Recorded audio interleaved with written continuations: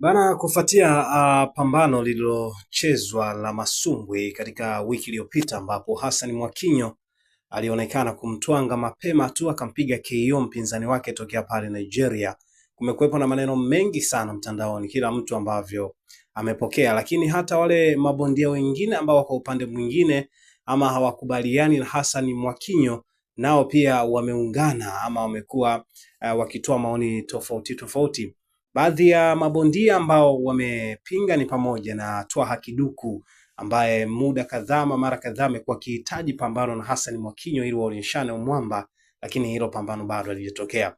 Baada ya kuona maoni mengi, Hassan Mwakinyo aliandika, anasema nimecheza na bondia dhaifu, ni bondia kutoka Morogoro, kijana aliyegeuzwa macho Russia kwa tamaa za pesa baada ya kupandia uzito wa juu kiasi cha dola 6,000.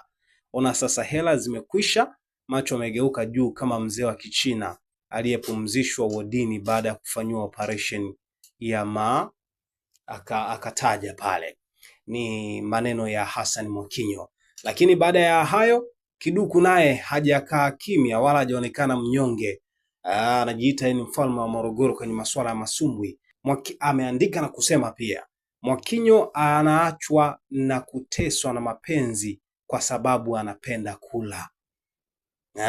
Akasema yani bora muibie mke ila sio nazi zake za kupikia ubwabwa.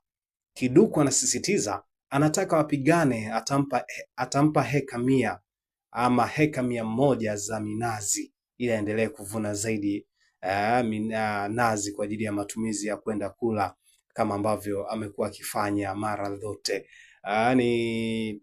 Ni majibizano kati ya Mwakinyo na Twaha Kiduku kupitia mitandao ya kijamii kwa namna hii hapo. Je, comment yako ikoje wewe? Hebu niambie hapo afu mambo yakae vizuri.